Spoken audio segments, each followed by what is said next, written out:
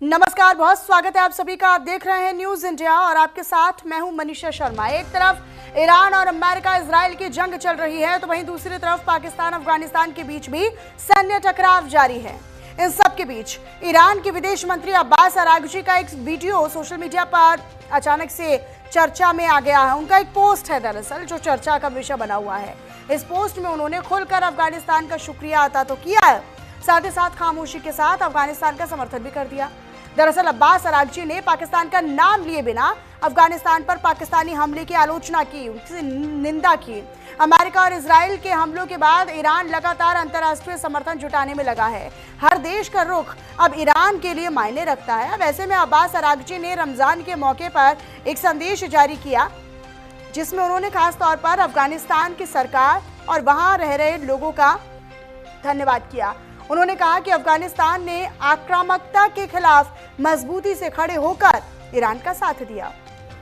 अफगानिस्तान इस समय तालिबान के कंट्रोल में है, उसके नियंत्रण में है और अंतर्राष्ट्रीय स्तर पर उसके शासन को स्वीकार्यता नहीं मिली है। इसके बावजूद ईरान ने खुलकर उसका धन्यवाद किया है। ये सिर्फ एक औपचारिक बयान भर नहीं है बल्कि एक स्पष्ट संदेश है, एक क्लियर कट मैसेज है। जो देश ईरान के साथ खड़े हैं वही उसके असली साझेदार हैं।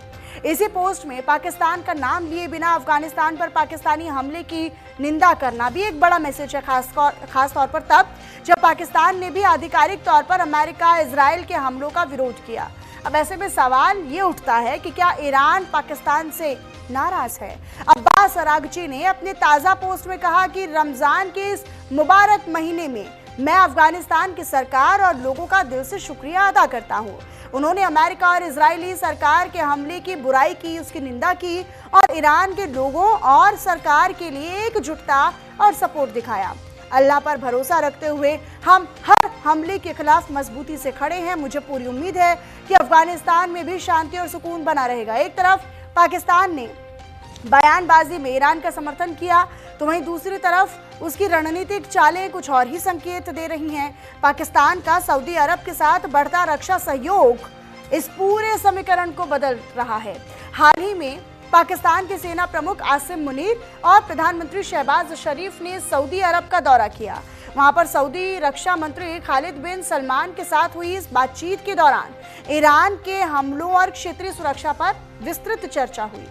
सऊदी अरब पहले से ही ईरान के खिलाफ सख्त रुख अपनाए हुए है। अब ऐसे में पाकिस्तान का सऊदी अरब के साथ खड़ा होना ईरान के लिए एक संभावित खतरे के रूप में देखा जा सकता है।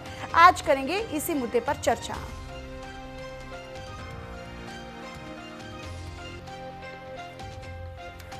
आज इसी मुद्दे पर हम करेंगे चर्चा। हमारे साथ कुछ खास मेहमान भी जुड़ रहे हैं, आप सभी का तारुफ उनसे मैं करवा देती हूँ। हमारे साथ lieutenant colonel retired Himanshu Singh defence expert के तौर पर जुड़ रहे हैं। हमारे साथ Manoj Kumar ji foreign affairs expert के तौर पर हमारे साथ जुड़ रहे हैं।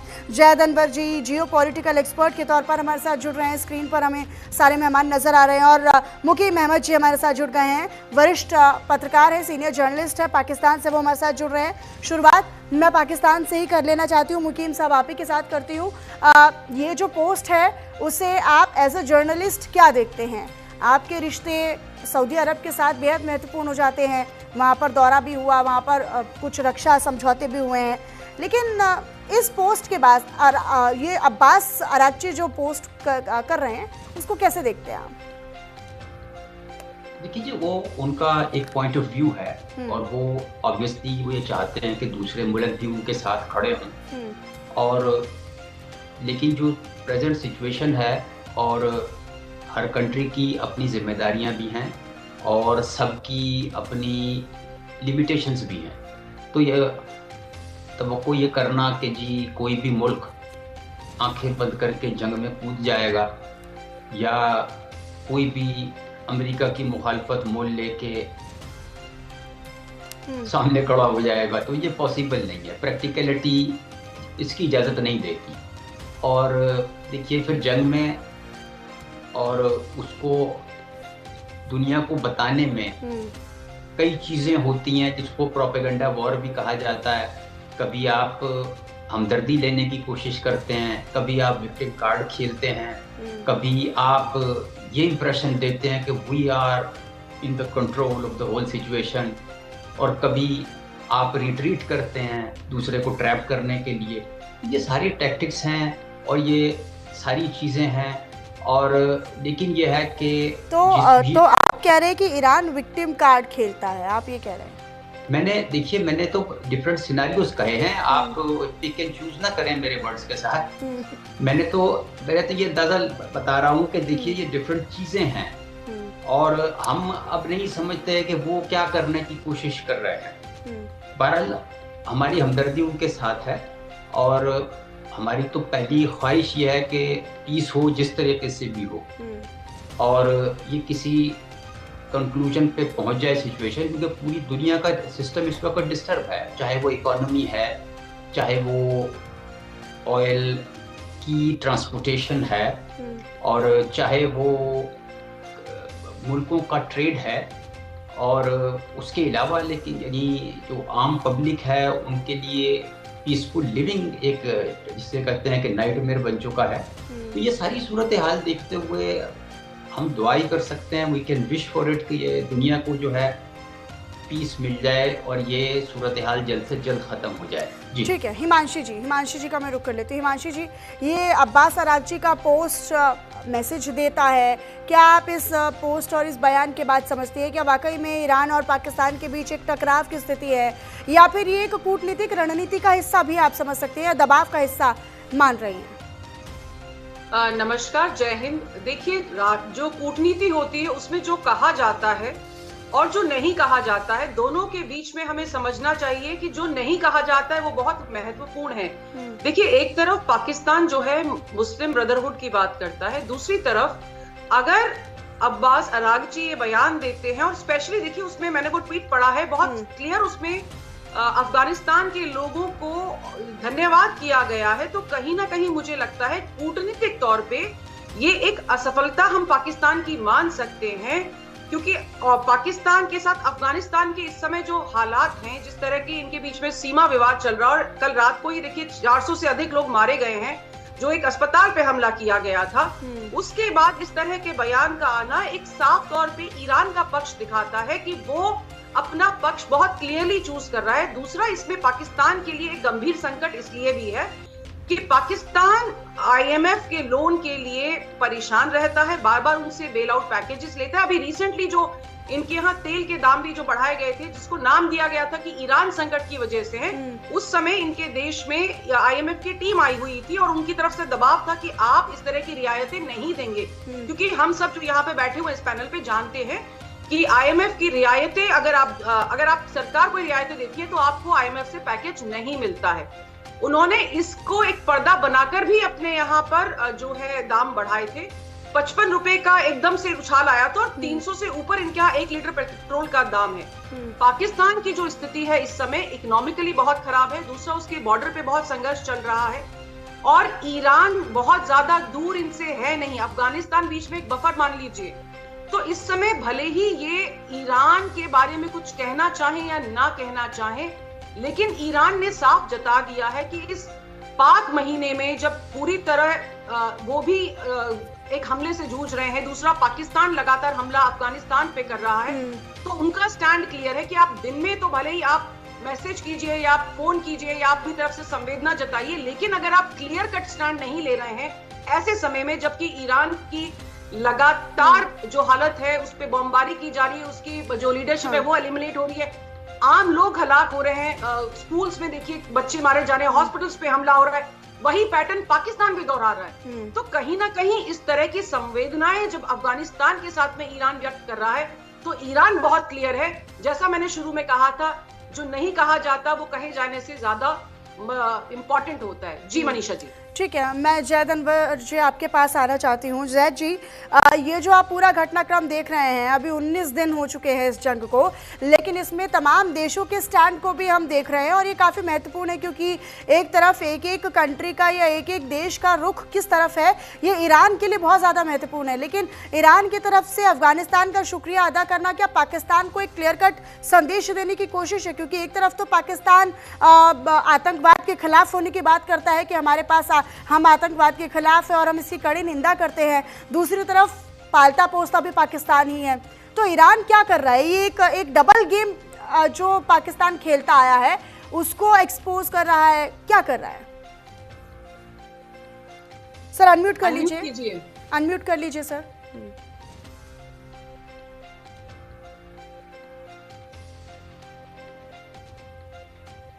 मैं ये कहना चाह रहा था, पाकिस्तान की तारीख उठाइएगा, आईन उठाइएगा, दस्तूर उठाइएगा, संविधान उठाइएगा। संविधान कलमे शहादत पे बना है। मैं जो बोल रहा हूँ उसको समझिएगा क्या कहना चाह रहा हूँ।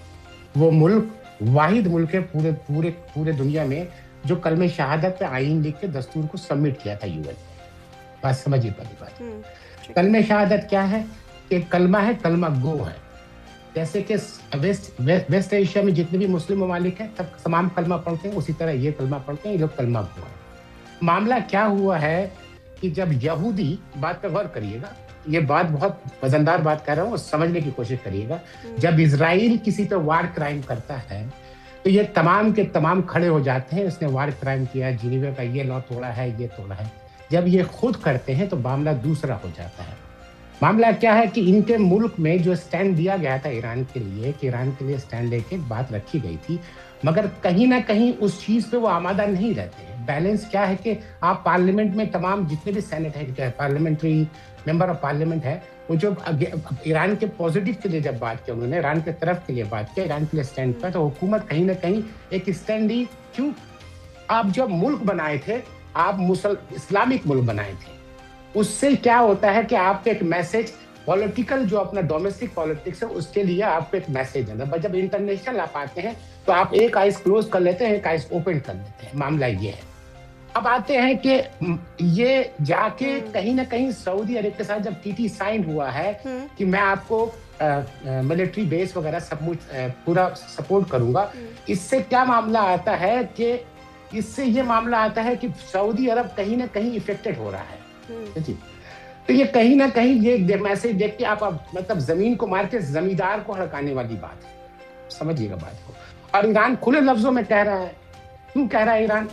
कि ईरान का मामला ये है कि ईरान और अफगानिस्तान का मामला क्या है कि दोनों एंटी अमेरिका, ये दोनों अमेरिका को नहीं बैठने दिए अपने मुल्क में। आप 20 साल अब आप तालिबान के साथ चले, तालिबान ने आपको एक वक्त मुकर्रर किया और उस वक्त के 1 सेकंड पहले ये छोड़ के गए, जबकि उसी दौरान इनके कितने ही लोग इनके मरीन मरे हैं। उस दौरान उसी एयरपोर्ट में बम ब्लास्ट हुआ, वही मारा गया। तो ये तमाम चीज जो बाइडेन के टाइम दिखा है, ठीक है जी।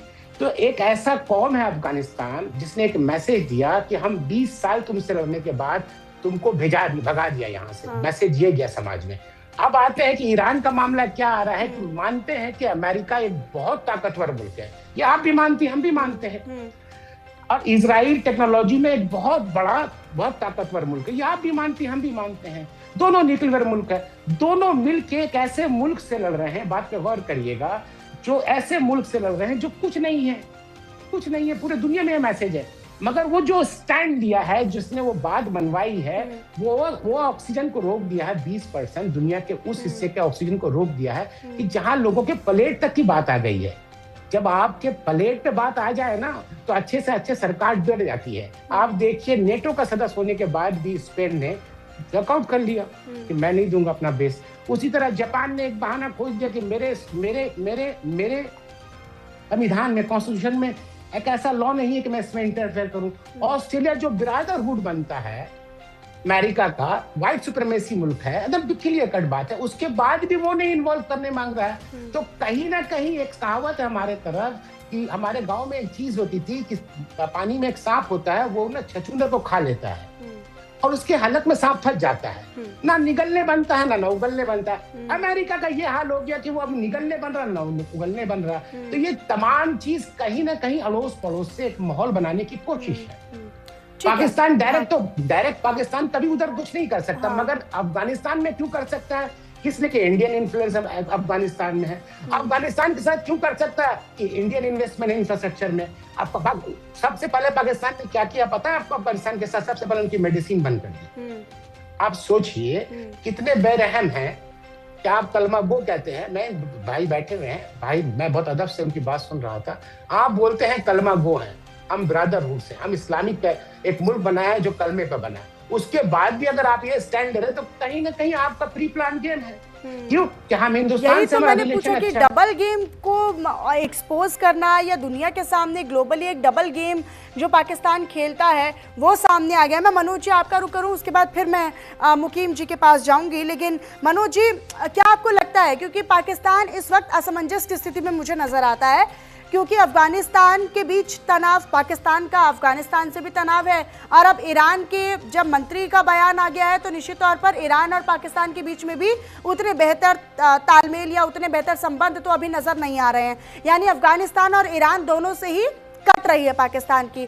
क्या पाकिस्तान अपनी विदेश नीति को संतुलित नहीं कर पा रहा है फिलहाल की स्थिति?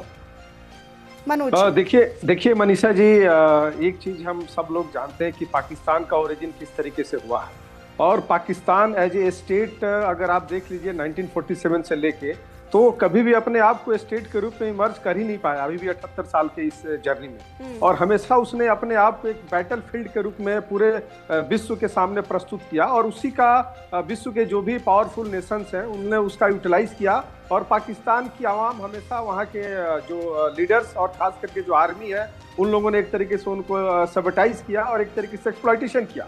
और आज यही नतीजा है कि आज भी पाकिस्तान की कोई क्लियर कट फॉरेन पॉलिसीज दिख नहीं रही। अभी जैसे हमारे इसके पहले अनवर साहब जो बता रहे थे, बिल्कुल मैं उनकी बात से वाकिफ रखता हूँ, क्योंकि देखिए पाकिस्तान का जो डबल स्टैंडर्ड वो हमेशा से दिखता है। अभी आज आप देख सकते हैं कि जिस प्रकार से सऊदी के साथ जो उसने डिफेंस पे जो एग्रीमेंट किया, और आज जब ईरान गल्फ स्टेट पे अटैक कर रहा है, उनके जो भी इम्पोर्टेंट एरिया है, चाहे एयरपोर्ट हो, सिविलियन एरिया हो, वहाँ पे जो उनका ऑयल भंडार है उस पर जब अटैक कर रहा है, तो आज जो ट्रीटी कहीं ना कहीं फेल हो रही है। तो मैं फिर ये कहना चाहूंगा कि देखिए आज के डेट में हम बात तो बोलते हैं कि विश्व के सारे देश सॉवरेन स्टेट हैं, लेकिन वो संप्रभुता जब पिक एंड चूज हो जाती है और जब अपने इंटरेस्ट के बेस से जाता है, तो फिर वहाँ पे पॉलिटिकल साइंस में और इंटरनेशनल रिलेशन में एक रियलिज्म का कंसेप्ट है, उसके आधार पे सारे लोग डिप्लोमेसी की बात करते हैं और कूटनीति की बात करते हैं। लेकिन अगर प्रत्यक्ष दृष्टि से हम देखें तो आज पाकिस्तान पूरी तरीके से एक्सपोज हो चुका है, अमेरिका के भी नज़रों में, ईरान के भी नज़रों में, और खास करके सऊदी के भी नज़र में भी। और आप जिस तरीके से अभी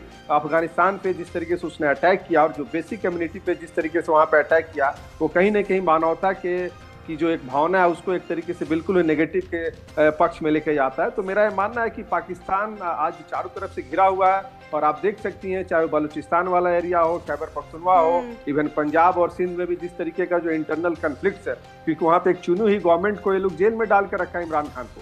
तो आप समझ सकती हैं। और एक जिस प्रकार से ऑपरेशन सिंदूर के बाद यूएस में मुनीर और शाहबाज दोनों ने अपने मिनरल्स को ले आके वहाँ पे लेके गए थे, तो उसके पीछे भी चाइना की भी एक पॉलिसीज है, क्योंकि चाइना ने जिस तरीके से सीपेक रूट पे वहाँ जो पैसा इन्वेस्टमेंट किया है वो कहीं ना कहीं शायद वो पूर्ति हो नहीं पा रही है, इसीलिए वो आज अमेरिका के पास भी बैठे हुए हैं। तो मुझे ये लगता है कि आने वाले समय में ये स्थिति और एक्सपोज होंगी, और जिस प्रकार से मिडिल ईस्ट ने और खास करके गल्फ ने एक स्टैंड ले लिया है कि हम ईरान के साथ फाइट करेंगे, क्योंकि अमेरिका भी यही चाहता है। अमेरिका यही चाहता था कि क्योंकि युद्ध शुरू होने के पहले, और देखिए हम सब ये अचानक कुछ नहीं हुआ, ये इजराइल और अमेरिका ने जो ईरान पे अटैक किया, ये कोई एक दिन की रणनीति नहीं है, ये इस पे बिल्कुल इन लोगों ने प्लान के तरीके से किया है, और उसमें वो लोग बिल्कुल सफलता प्राप्त कर रहा है। आप देखिए इजराइल पूरा लेबनान और गाजा को खाली करा के उसका एरिया कैप्चर करते जा रहा है। ईरान ने जितने प्रॉक्सी ग्रुप्स बनाए थे इजराइल से लड़ने के लिए, एक एक करके उसका सफाया कर रहा है। दूसरा आप देखिए कि जिस प्रकार से ईरान के जितने भी लीडर्स थे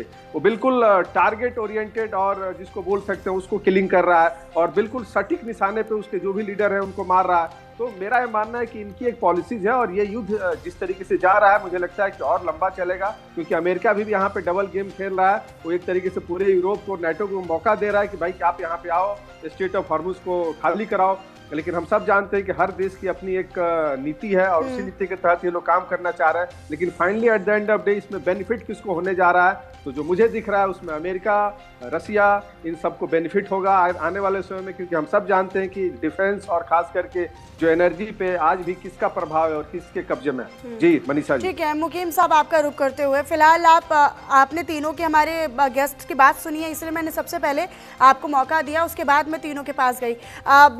लेकिन फिलहाल आप ये बताइए कि ये जो अफगानिस्तान और ईरान के बीच में नज़दीकियाँ बढ़ रही हैं, आपको क्या लगता है आने वाले समय में पाकिस्तान पर इसका कितना असर या कितना प्रभाव पड़ेगा आपके दृष्टिकोण से? एक पत्रकार के तौर पर इसका जवाब दीजिएगा, किसी पॉलिटिकल नेता वो समझकर नहीं।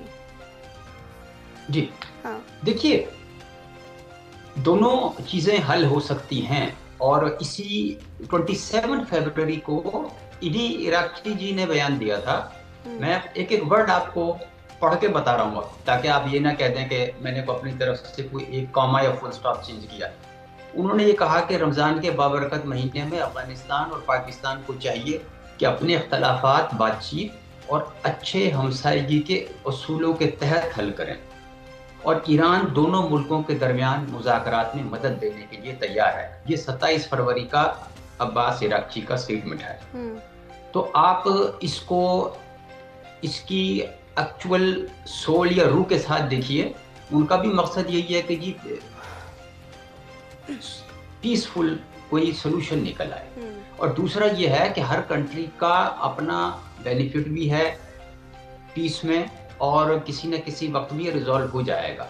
लेकिन ये कहना कि जी पाकिस्तान ईरान के लिए क्या कर देगा और क्या नहीं कर देगा, देखिए पाकिस्तान ने जो रोल प्ले करना था डिप्लोमेटिकली उसने किया है, जिसको ईरान भी इंडोर्स करता है, जिसको अमेरिका भी एक्सेप्ट करता है।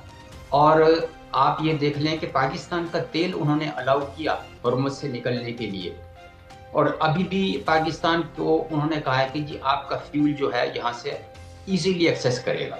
तो अगर ईरान खुश ना होता तो पाकिस्तान को ये अलाउ ना करता। एक दूसरा ये है कि इंडिया का भी मसला है। तो आपकी भी बड़ी दोस्ती थी, आपका उनके साथ पैक्ट था, आप चाबहार बना रहे थे। फिर क्या हुआ, उन्होंने वहाँ से आपको गुड बाय किया। तो अब आप जो है इसराइल, ग्रेटर इसराइल और अखंड भारत के ख्वाब देखना शुरू कर दिया। देखिए वक्त के साथ साथ सिचुएशन चेंज हुई या नहीं हुई कभी। तो अब दूसरा पहलू ये है कि इंडिया का यूएई के साथ डिफेंस का एग्रीमेंट सर है। ये जो आप नैरेटिव आप चेंज कर देते हैं ना सर, मैं इसी की आपकी तारीफ करती हूँ हमेशा। मतलब मुझे लगता है पाकिस्तान से जो भी जुड़ता है वो घूम फिर कर फिर भारत की नीतियों, मतलब आप यही पढ़ते हैं, नहीं आप यही पढ़ते हैं, है ना, आप यही समझाते हैं अपने आवाम को। आपसे सवाल मैं क्या कर रही हूँ और आप घूम फिर कर फिर यहाँ पर आ जाते हो। ठीक है, आपको हमारे पैनलिस्ट जवाब दे देंगे। मैं हिमांशु जी का रुख कर लेती हूँ, उसके बाद मैं जैद अनवर जी आपके पास आती हूँ। हिमांशु जी देखिए, इजराइल से हमारी दोस्ती नई नहीं है। जब कारगिल वॉर भी हुआ था उस समय भी जब पाकिस्तान को अमेरिका हेल्प दे रहा था उस समय इजराइल हमारे साथ खड़ा हुआ था। उसने न सिर्फ हमें सैटेलाइट इमेजेस दी थी बल्कि उसने उस समय हमें असला भी दिया था जिससे कि हमने इनको मजा चखाया था। तो ऐसा नहीं है कि हमारी नई दोस्ती है या ये जो कहना चाह रहे हैं। और ईरान से तो हमारे इतने अच्छे संबंध है। हमारे दो अभी एलपीजी लेके शिप्स अभी वापस पहुंचे, कल शिवालिक आया था, हाँ, नंदा देवी आ रही। नंदा देवी तो हमारे लिए तो डिप्लोमेसी बहुत हमारी तो बहुत धारदार है और हम अपना पक्ष रखना हर जगह जानते हैं। तो हमारी डिप्लोमेसी को अभी इस समय क्वेश्चन करने की बात नहीं है। अभी the point in question is कि रागजी साहब ने क्या कहा है। देखिए पाकिस्तान के इस समय जो हालात है, मैं आपको एक और चीज बताती हूँ जो अनवर साहब और मनोज कुमार साहब तो जानते ही होंगे और मुकीम अहमद साहब के देश की बात है तो उनको बहुत अच्छे से पता होगा। 23 मार्च को इनकी एक परेड होनी थी जो इन्होंने कैंसिल कर दी है एज सेइंग की ऑस्टेरिटी मेजर्स। अब आप एक तरफ यहाँ पर एक बहुत बड़ी सुप्रीम रीजनल पावर बनने की कोशिश कर रहे हैं, आपके पास इस्लामिक बॉम्ब है, और दूसरी तरफ आप अपने यहाँ पे जो परेड, जिसको मिलिट्री परेड कहते हैं, जो कि एक बड़ा दमखम दिखाने का आपका तरीका होता है। देखिए भारत ने 26 जनवरी की थी, उससे पहले अपनी आर्मी डे की परेड की थी। तो आप अपने देश में अपने यहाँ पर अपनी मिलिट्री परेड को नहीं कर पा रहे हैं तो आपका जो रीजनल नैरेटिव है वो कितना लूज हो चुका है। उसको भले ही अहमद साहब, देखिए उनका कंट्री है, वो डेफिनेटली डिफेंड करेंगे, लेकिन हम सबको पता है कि जब एक देश अपनी परेड ही अफोर्ड नहीं कर पा रहा है या नहीं कुछ कर पा रहा है तो वो डिप्लोमेसी पे क्या ही बात करेगा। और जहां तक जैसा अनवर साहब ने बताया था कि देखिए Afghanistan does not like America.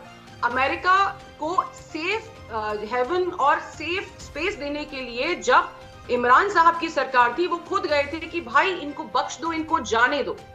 तो इनका जो है एक स्ट्रेटेजिक बैकयार्ड जो था वो इनके लिए स्ट्रेटेजिक नाइटमेयर बन चुका है। इनकी डिप्लोमेसी तो यहां तक फेल हुई है कि जिसको ये अपना बच्चा मानते थे वो बच्चा आज इन्हीं को डस रहा है, लगातार इस तरह के हालात हैं। तो ईरान तो भाई बहुत बड़ी चीज है और जिस तरह से ईरान ने इनको आईना दिखाया है, जिस तरह से उन्होंने साफ तौर पे कहा है कि आप अगर अफगानिस्तान का पक्ष ले रहे हैं, ईरान अगर अफगानिस्तान का पक्ष ले रहा है, तो वो बहुत क्लियर है। एक इतनी बड़ी, जो पाकिस्तान मानता है कि मैं इतनी बड़ी पावर हूं, जिसके साथ अमेरिका खड़ा हुआ है, जो चाइना भी इनको सपोर्ट करता है, तुर्की भी इनके पास आके खड़ा हो जाता है, उसके बावजूद अगर ईरान जैसा देश जो जिस समय जो लगातार जिस पे बॉम्ब बरस रहे हैं, उसके बाद वो अपनी स्पाइन सीधी खड़ा हुआ है, और खड़े होने के बावजूद न सिर्फ वो अब लगातार जो जियोनिस्ट सरकार है या अमेरिका है उनको वापस जवाब दे रहा है, बल्कि वो इस समय ये भी हिम्मत रख रहा है कि पाकिस्तान जैसे देश को ये बता सके कि what they are and what Iran is, and there is a huge difference. What I am not saying, please understand what I am not saying like Araj ji. जी ठीक है जैद अनवर जी, उसके बाद आ रही हूँ मुकीम साहब आ रही हूँ मैं आपके पास। मुकीम साहब से ऐड करवा लीजिए क्या बोले, फिर एक साथ जवाब दूंगा। ठीक है मुकीम साहब बोलिए। आप जल्दी 30 सेकंड में बोलिए। बड़ी अच्छी चीज आपने याद दिलाई कि पाकिस्तान ने सिर्फ अपना 23 मार्च का उसको ऑस्टेरिटी की वजह से ज्यादा नहीं कर रहा है, ठीक है, लेकिन आपके यहाँ 3 इवेंट जो है कैंसिल किए इंडिया ने। Asian weight lifting championship Ahmedabad में होनी थी 1 से लेके 10 अप्रैल तक, वो आपने कैंसिल की। अभी सुनिएगा जरा, केनी वेस्ट का इंडिया कॉन्सर्ट था न्यू दिल्ली में, वो क्यों कैंसिल कर दिया आपने? और अंबानी कल्चरल फेस्टिवल था, वो आपने कैंसिल कर दिया।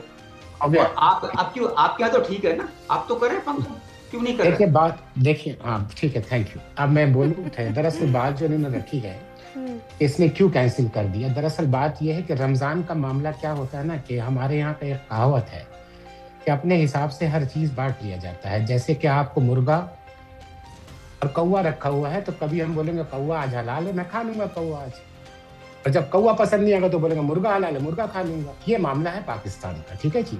अपने मिजाज से मुर्गा को हलाल बना लिया, अपने मिजाज से कौवा को हराम बना दिया। मामला क्या है, रमजान, जब किसी एक जूइश यहूदी आके मारे, बात पे गौर करिएगा, मैं कंडेम करता हूँ इजराइल का, बात को समझिए, एक एज अ मुस्लिम, मगर एज अ नेशन, जब बात यहाँ नेशनल इंटरेस्ट की बात है कि जब रमजान का मामला आता है तो आप यहूदी पे तमाम तोहमत देते हैं, बात पे गौर करिएगा। और जब अपने ऊपर आता है तो आप बोलते हैं कि हमारा नेशनल प्रॉब्लम है। मामला क्या है कि आपके पाँव में दर्द था, ठीक है जी, लोग पकड़ लिए थे आपको, आपने देखा पाँव में दर्द है तो क्या करे, दांत निकाल के देखते दांत का दर्द बड़ा ज्यादा होगा तो लोग भूल जाएंगे पाँव का दर्द। तो ईरान की तरफ आप खड़े नहीं हुए तो आपने एक कमजोर को मारने की कोशिश की, उसका आपका आपस का मामला है, वो आप सुलझा लीजिएगा। दूसरी बात क्या है, very complete connect here, please. I'm just giving one by one the answer because you not represent as of that. You represent as a country. Now you listen to me, please. दूसरा मामला क्या आता है कि आपने चाबार की बात की।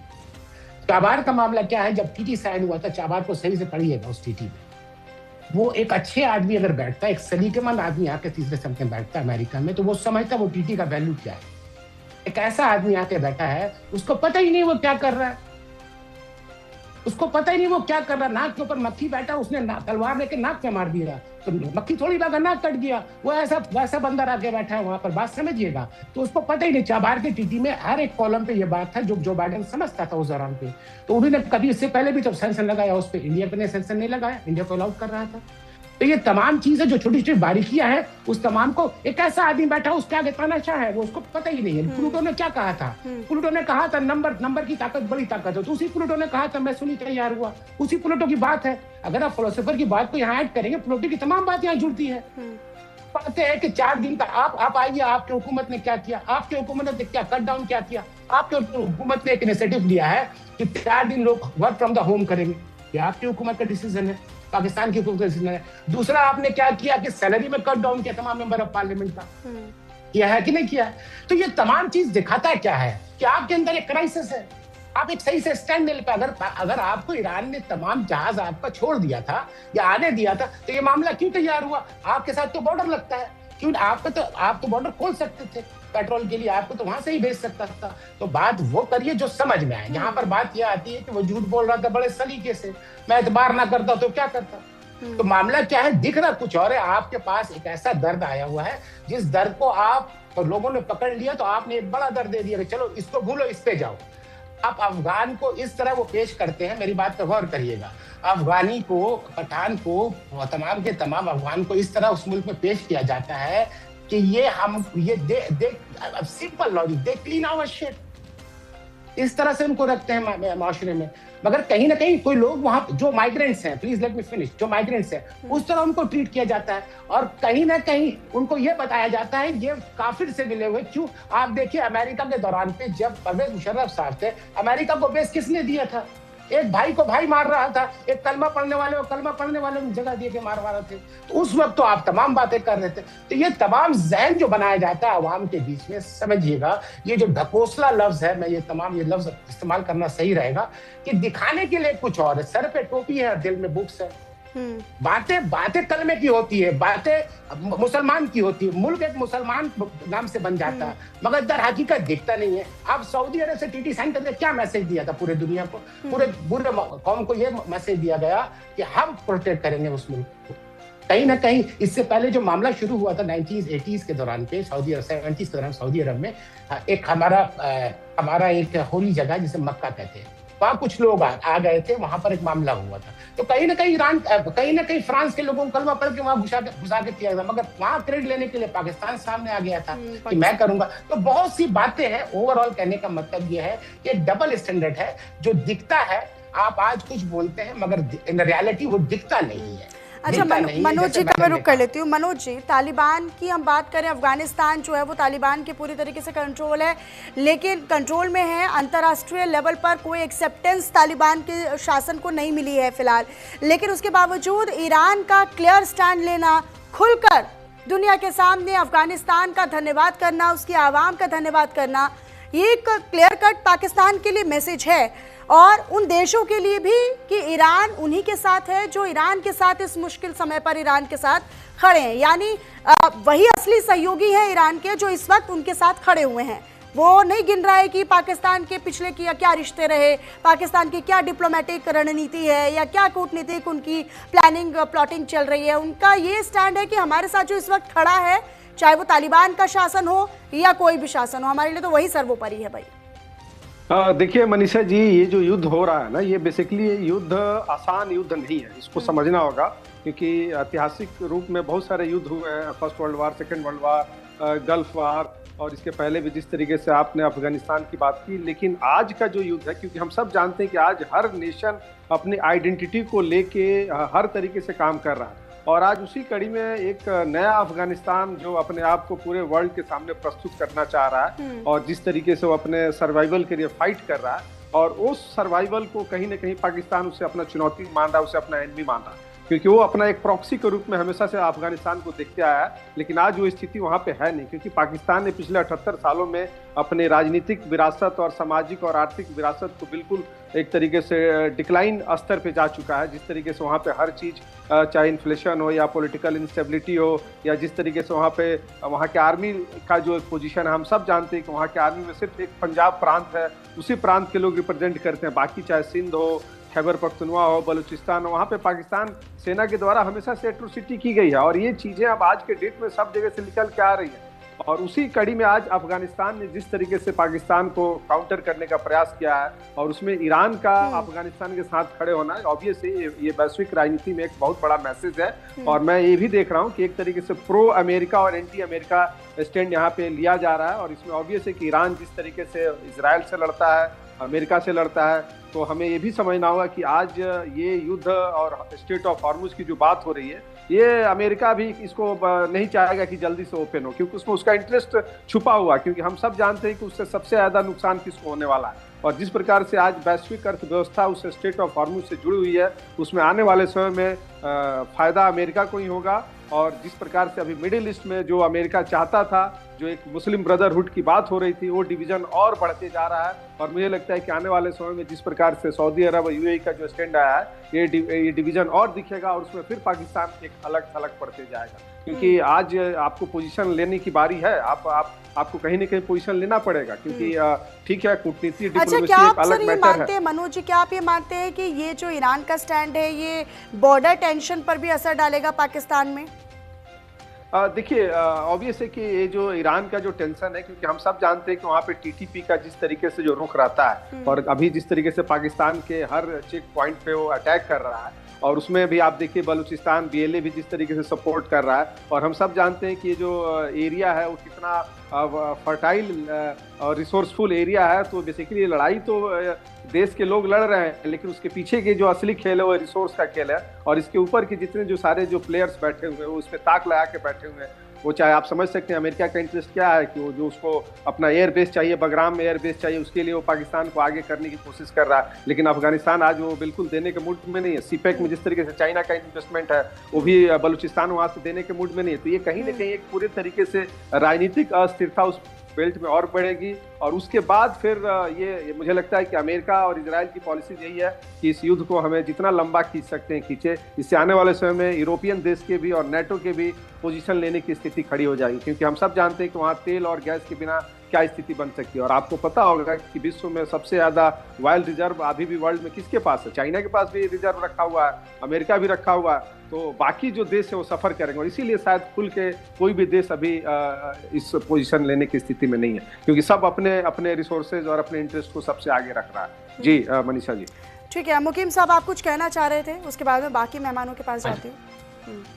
एक दो छोटी छोटी बातें हैं। ये जाहिद अनवर साहब कह रहे थे कि जी वो पाकिस्तान ने राशनिंग की, पेट्रोल की कट की, वर्किंग गवर्नमेंट की। तो आपको बता दूं कि श्रीलंका में उन्होंने एवरी वेंसडे पब्लिक हॉलीडे कर दिया है। अब आप उस पर ऑब्जेक्शन करेंगे कि बात ऐसे नहीं होती। जब आप नहीं आप सुनने बस हो गया ना, कौन क्या किया? नहीं जो आप इस तरह से कंपेयर इस तरह नहीं होता है, हमने स्कूल में सीखा है। मैंने बताया, मैं बता रहा हूँ, जब आप अपने मुंह से कह रहे थे कि मैं ये हूँ, तो फिर मैंने आपको बताया, दर हकीकत से वाकिफ कराया। आईना ये है, आप आईना देखे ना, आईना में सच दिखता है। आप सच बोले, आप जहाँ बैठे वहाँ से। मैंने क्या झूठ बोल रहा हूँ? मैं झूठ बोल रहा हूँ कि श्रीलंका नहीं बात झूठ। श्रीलंका पाकिस्तान ने क्या किया ये बताइए। पाकिस्तान ने इम्पोर्टेंट, यू रिप्रेजेंट पाकिस्तान और श्रीलंका एट द मोमेंट। यार मैंने एक एग्जांपल दी, आप नहीं एग्जांपल नहीं पाकिस्तान की और टीटी नहीं बिल्कुल सही। बात वही होगा जिस आप लोगों को सुना ही नहीं जाता। आपका प्रॉब्लम ये है कि आप दूसरे का पॉइंट ऑफ व्यू ना समझते हैं ना सुनते हैं, आप अपने भाषण देके निकल जाते हैं। अब चार आदमी आप मेरे साथ लड़ने की कोशिश कर रहे हैं। अच्छा बोलिए, माजरा चाहता हूँ, बोलिए, इससे अच्छी बात नहीं। बोलिए सर, बोलिए मुकीम जी, बोलिए। और दूसरा ये है कि कितने सारे यूरोपियन कंट्रीज हैं कि जिन्होंने साफ इनकार कर दिया इस सारी सिचुएशन में पार्ट लेने से। उसमें बेल्जियम है, स्पेन है, यूके है, फ्रांस है। अब आप हर एक को कहेंगे कि जी तुमने क्या कर दिया, तो तुमने क्या कर दिया। अब आपके कहने के ऊपर तो कोई कंट्री ना पॉलिसी बनाएगा, ना आपके कहने से वो जो है B-52 के आगे खड़ा हो जाएगा। हर कंट्री ने अपनी सिचुएशन को देखते हुए, अपने ताल्लुकात को देखते हुए आगे जाना है। आपका भी यूएई के साथ डिफेंस का एग्रीमेंट है, जाके खड़े हो जाएं, उसकी हेल्प करें ईरान के मुकाबले पे। आपका एग्रीमेंट था रूस के साथ, तो क्यों नहीं आया पाकिस्तान के सामने लड़ने के लिए, पीछे से छुप के वार करता रहा। तो यह है कि हर एक की अपनी सिचुएशन है। आप 225 दुनिया के मुल्क छोड़ के सारा दिन यही राग अलापते रहते हैं कि पाकिस्तान ने ये कर दिया, पाकिस्तान ने वो कर दिया। पाकिस्तान ने तो इस वक्त डिप्लोमेसी को प्रायोरिटी दी है, वो दोनों को मिलाने की कोशिश कर रहा है, वो पीस के लिए कोशिश कर रहा है, और वो दोनों पार्टीज उसको एक्सेप्ट करती हैं। अगर समझ में किसी को नहीं आ रहा, वो इंडिया है और इंडिया का मीडिया। जी तो पीस ईरान को भी समझ में नहीं आ रहा, आपका पीस तो ईरान की भी समझ के बाहर हो रहा है। वो तो आज भी हमारी बात को एक्सेप्ट कर रहे हैं, हमें आज तक वो हर तरह से बात करने को राजी हैं, और बात करने को राजी है। कैसे अभी मैं उनका ट्वीट पढ़ रही थी सर, अब्बास अरागची का। आपने वो 27 तारीख वाला ट्वीट तो पढ़कर सुना दिया, अभी हाल वाला ट्वीट तो आपने पढ़कर ही नहीं सुनाया। मैं सुनाऊं? वो भी सुना देता हूं, उसमें कौन सा मसला? नहीं तो फिर आप ये बोलते हैं ना कि हाँ वो तो बातचीत करने के लिए, वो तो हमारा दोस्त है। ये कैसी दोस्ती है साहब? वो ईरान ये खुलकर कह रहा है कि भाई आपकी आक्रामकताओं के खिलाफ हम खुलकर खड़े हुए हैं, और ये जो आप पर हमले हो रहे हैं उसकी निंदा कर रहे हैं। यानी पाकिस्तान ही तो हमले कर रहा है ना साहब अफगानिस्तान पर, और कौन कर रहा है? तो पाकिस्तान की निंदा हो गई ना, आलोचना हो गई ना। अब ये भी मैं क्लियर करके बताऊं आपको। ओ भाई आप चार आदमी क्लियर कर रहे हो, मेरी भी क्लियर कर रहे हैं। फंस गए सर आप। चलिए बताइए, बोलिए। आप सुने तो सही, आपकी बड़ी दोस्ती थी ना ईरान के साथ, है थी या नहीं है? क्या है सर? है ना, क्यों नहीं है सर? हमारे लिए तो हर देश बहुत जरूरी है, हमारे लिए तो आप भी बहुत जरूरी थे, हमारे लिए तो पाकिस्तान भी जरूरी था ना, तभी तो बार बार बातचीत करने का मौका दिया गया ना। हाँ, वो अलग बात है कि आपकी अपनी पॉलिसी, आपका अपना आतंकवाद, फिर आप उसी पे पालते पोसते चले जाते, वो अलग बात है। खैर, मेरी बात मुकम्मल नहीं हुई। मेरी बात बोलिए, फिर आप दोस्ती पर आ जाते हैं। हाँ, आपकी दोस्ती बड़ी है ना ईरान के साथ, तो वो चाबहार क्यों छोड़ के निकल गया? अरे, आप चाबहार से बाहर निकलेंगे? निकलिए ना सर। अरे आप ये भी तो देखिए ना, हॉर्मुज स्ट्रेट से 2 आए ना, वो टैंकर आए ना, जहाज आए ना, नंदा देवी, शिवालिक आए ना, वो क्यों आए?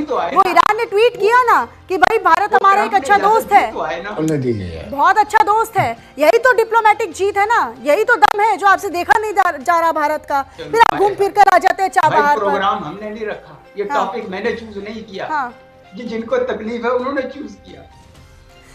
टॉपिक पे हमें तकलीफ नहीं है सर, तकलीफ इस बात की है कि आप मुद्दे पर नहीं रहते हैं, आप घूम फिर कर पर वो चाबहार जा रहे हैं, आप उससे तो थोड़ा बाहर आइए ना। कहाँ जाए फिर? तो आप दोस्ती सर, मुझे हंसी आ रही है आपसे बात करते हुए भी फिलहाल कि अब कहाँ जाएं हम, क्या करें? अभी आप ना आने जाने लायक हैं, आप कहीं आने जाने लायक नहीं है। अभी पाकिस्तान की सिचुएशन तो वो बन गई है कि हम कहाँ जाएं, हम ईरान के पास नहीं जा सकते, हम कहीं नहीं जा सकते अभी। हाँ, दर हकीकत अनवर जी, मामला ये है, इनकी तमाम बातों से एक बात होती है ना कि आज एक मौसम विभाग में एक लोग बैठ के बता रहे हैं, न्यूज़ बता रहे हैं, वो बता रहे हैं कि आज बारिश होगी या आज बारिश नहीं होगी। बात समझे ना, पेशिन गोई अगर कर रहे हैं, इनको समझ में आ रहा हो जो अल्फाज में इस्तेमाल कर रहे हैं कि आज बारिश होगी, आज बारिश नहीं होगी, मैंने अपना काम कर दिया। ऐसे बात नहीं होती है। अब जब मिसाल दे रहे हैं श्रीलंका का, वेरी गुड, मिसाल कब दिया जाता है? पहले आप अपना मिसाल दीजिए। आपने जो बात रखी उस बात पे मैंने बात रखी, बात खत्म हो गई। क्यों? आपके प्राइम मिनिस्टर साहब, उनकी कोई मेयार है, वकार है, कोई इज्जत है, तो उनकी बात पूरे मुल्क सुनती है कि अभी आसिफ मुनीर की सुनती है? किसकी बात सुनती है? मेरी बात कंप्लीट करने, let me finish now. When you talk, मैंने आपसे बात करने को पूरा खामोशी से सुना, इसलिए मेरे उस्ताद ने सिखाया सुनने वाला भी ताकतवर होता है, इसीलिए मैं खामोश हो गया। तो आप जब मैं बोल रहा हूँ, सुनिए पहले इसकी बात। एक प्राइम मिनिस्टर आके पूरे मुल्क को रिप्रेजेंट कर रहा है, तो पूरे कट डाउन किया, अच्छा इनिशिएटिव था। आप बैठे थे उस प्रोग्राम में, मैंने बोला था कि बहुत अच्छा इनिशिएटिव है, अच्छी बात है, तो साइकिल पे जाएं, आप काम पे साइकिल पे जाएं, कितना अच्छा बात है। यूरोप में लोग साइकिल पे जाते हैं, इंग्लैंड में लोग पैदल जाते हैं अपने घर से, बहुत अच्छी बात है। आप prime minister of Pakistan cycle पे जाएगा अपने ऑफिस दफ्तर, कितना खूबसूरत बात है। ऊर्जा बचाएगा, ग्लोबल वार्मिंग बचाएगा, ये इतना अच्छा मैसेज दे रहे थे। ये तमाम बात आपके प्राइम मिनिस्टर ने की है, ये तमाम पूरे दुनिया ने उसको सराहा, हमने भी सराहा। तो बात ये, अभी आप बोलते नहीं हमारा कोई रिलेशन खराब नहीं है, तो ये मामला क्यों आया? एक आदमी जो चौधरी बना बैठा था और एक बैग साइकिल पे चला आ रहा है, क्यों आ रहा है? इसके पीछे रीजन क्या है, कहाँ से आया? ये तो सिंपल लॉजिक है ना, ये तो आपको दिखता है। एनीवे, अब आते हैं कि ये मामला तमाम आप जो बात कर रहे हैं हुजूर, कि आपका ये मामला है कि आप जो बात यहाँ रिप्रेजेंट करके जिस तरह से बात कर रहे हैं, वो बात एज अ प्रेस नहीं, एज अ रिपोर्टर नहीं हो पा रही है, एक रिप्रेजेंट कर रहे हैं मुल्क को। तो आपको तमाम बातों को सुनना होगा, तमाम खामियां खूबियां दोनों बात की आपके मुल्क की। आज कहीं ना कहीं ये दिख रहा है कि आपका स्टैंड किधर था। पार्लियामेंट में, आपके पार्लियामेंट में जितने मेजोरिटी ऑफ सेनेट ने खड़े होकर अपोजिशन किया, उन्होंने बोला ठीक है मैं ईरान के साथ हूँ, मगर क्या दिखा? नहीं। अभी मामला क्या है कि अफगानिस्तान के साथ जो आपका ये वॉर क्राइम है, आप इसको वॉर क्राइम मानते हैं कि नहीं मानते? एक सिंपल लॉजिक है, इधर शी इज प्रेग्नेंट, इधर नॉट। थोड़ा प्रेग्नेंट वर्ड नहीं होता किसी बुक्स में। Is that a war crime? Geneva का एक लॉ टूटा है। ये आप एक ऐसी जगह में, एक अस्पताल पे आपने बम मारा, 400 आदमी मर गया। उसी पाकिस्तान में यूएस मरीन ने आपके 22 लोगों को मार दिया।